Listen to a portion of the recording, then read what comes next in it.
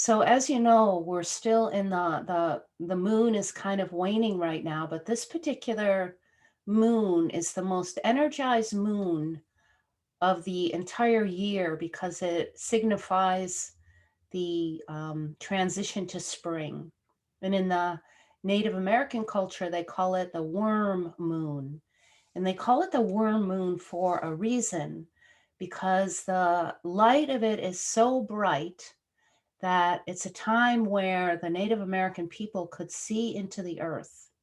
Now, that vision would open to see what is deep, deep in the roots, to see the little critters and to feel the energy of what's in the ground ready to be given birth.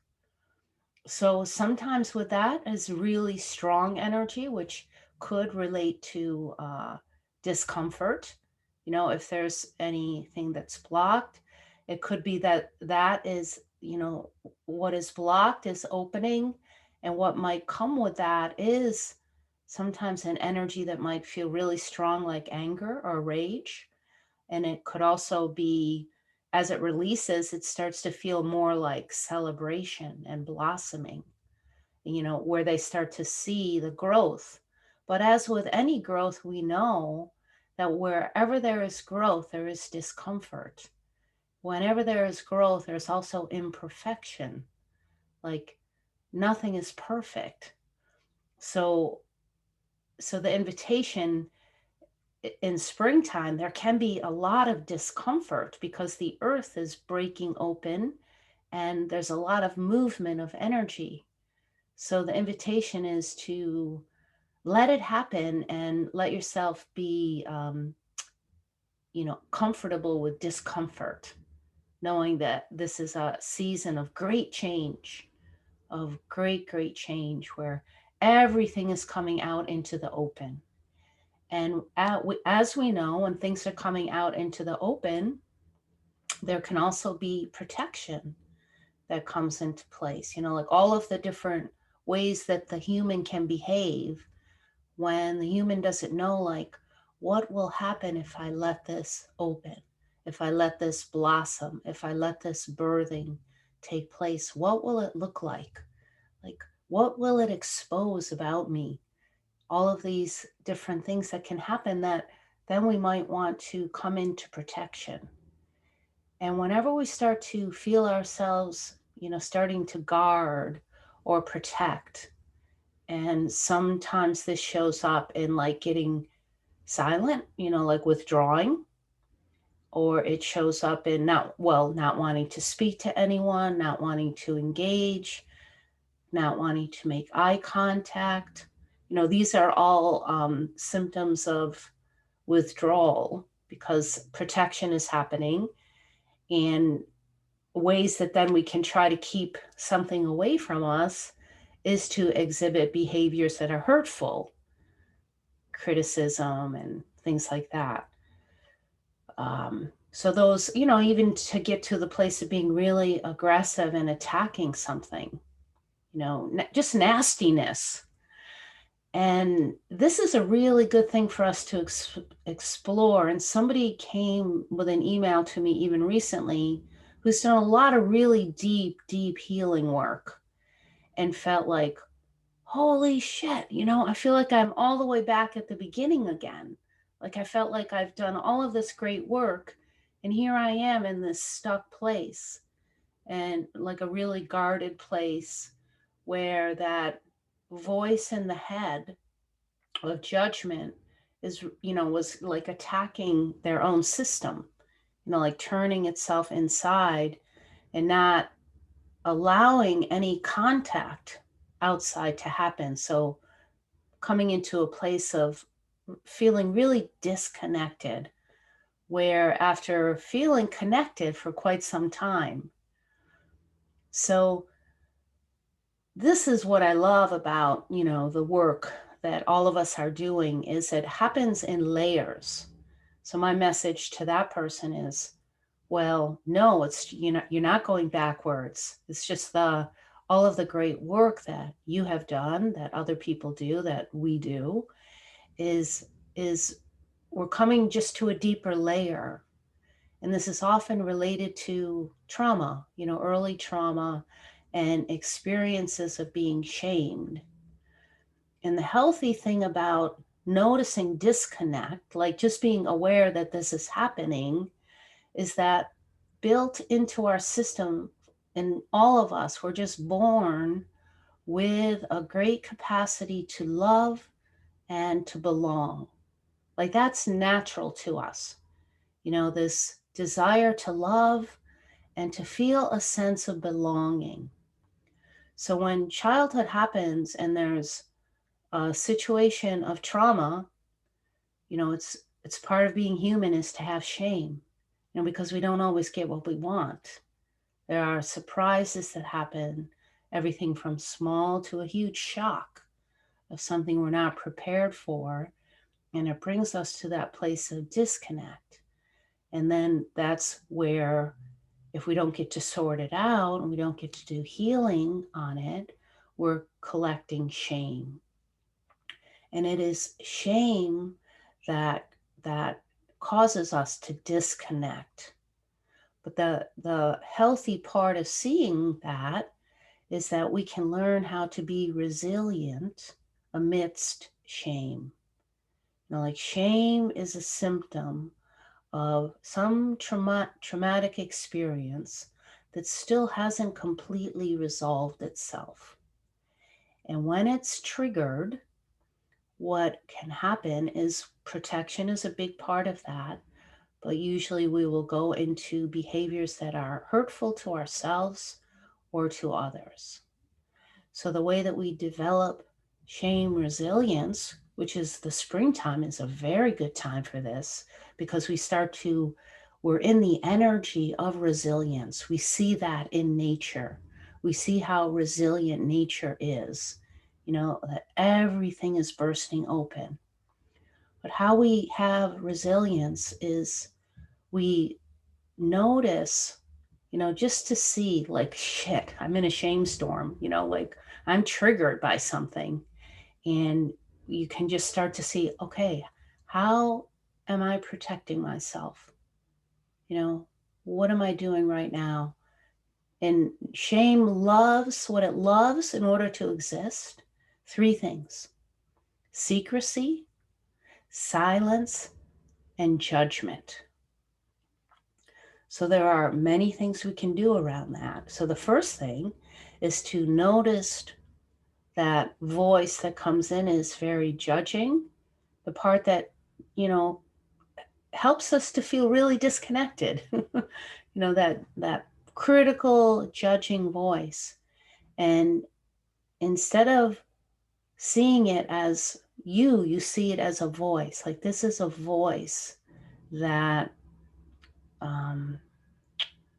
what's the word I want? Not integrated, but like there was so much judgment that happened at one time that this voice thinks that it's doing, like it has a job, it feels like it's protecting us.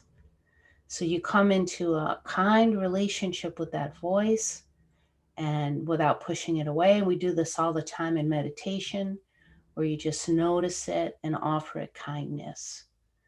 So then that hook into judgment can start to dissolve. And then the other part for resiliency is that of coming out of secrecy. So then it's like, okay, so who can we go and speak to? Who can I reach out to? Who can I trust enough with my story? Like, who has earned that? So we don't just go talking to anyone. It's like, who has earned the trust to listen to me, to help me own what's happening right now, so I can really be with it and let it empty out. So as soon as the silence around it is broken, the secrecy is broken, it's as if the glue that has been holding it in place is dissolving, and the toxicity of that can empty out. And then we start to feel more embodied. We start to connect, then to what's beneath all of that activity, that acting out or whatever it might be, what is beneath it is just this wanting to be loved, wanting to belong, wanting to be held, wanting to be soft. It's that, early wounded child, but not always, because shaming experiences can happen at any time in life. It's just like embarrassment. You just feel awkward. And then it's, what do we tell ourselves about that? So that's a little bit of a way to look at these energies, is just to be in a relationship of kindness, to see, who am I? Who am I right now? How am I behaving? Am I coming into protection? Am I protecting something inside of myself? Am I guarding something? Like, what is the vulnerable place in me? And can I allow myself to be vulnerable, but not vulnerable with just anyone? Like, this is really key. And it happens a lot, and I don't think it's true for this group, but it's true for many people, because especially when there's been a lot of disconnection, is that they tend to go to people who haven't really earned their trust. Trust is not a given, it's an earning. And come into relationship that is maybe with somebody who's actually abusive, or maybe with someone who doesn't have the capacity to hold you in your vulnerability, who can't listen, who might hear something from you and add something on top of it that isn't helpful. And then this kind of energizes the energy of that old residual shame, whatever you want to call it, in the system. And I know that shame, just the word, I'm saying it all the time because I want to get more and more comfortable speaking about shame, because you can't really speak about love and belonging without being able to speak about shame, because they're both part of the human experience. And if we're going to allow ourselves to be vulnerable and authentic, we're going to meet shame along the way, because there isn't anyone who gets out of childhood or life without having an embarrassing experience, a traumatic experience, an experience that causes us to disconnect and protect ourselves. So that's then we become secretive. We might get silenced about something, and then we learn to suppress and silence it in ourselves. And when that's happening, we're feeling disconnected. We don't know where we belong. We might not even feel that we belong in our own skin in that moment. Like, that's how strong it can get. So this is really important work, and spring is the perfect time for anything that's residual, because the energy of the moon and of nature is so strong right now. Everything is opening up. So plants are our teachers right now. Nature can teach us so much. There's been this time of hibernating for many of us, and we've been hibernating as well because of COVID, and then there's things have been percolating, energies have been brewing in the system, and then there's this birthing now that wants to happen. And if there is something hanging around that isn't quite resolved yet, it will come into the light of nature, of your nature, which isn't different than the nature of nature, to be seen, so it can be cleared out, whether it be strong energy, whether it be that part that really wants to be in love. This is a time where all of the different dating programs get very busy, because people, it's natural for humans to connect and to want to love and be loved. So all of this goes hand in hand.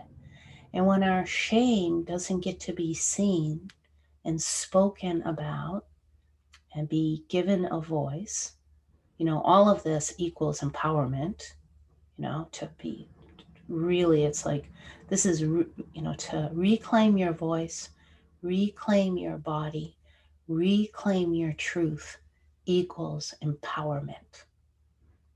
And just hit that subscribe button. You have a beautiful day. Enjoy springtime.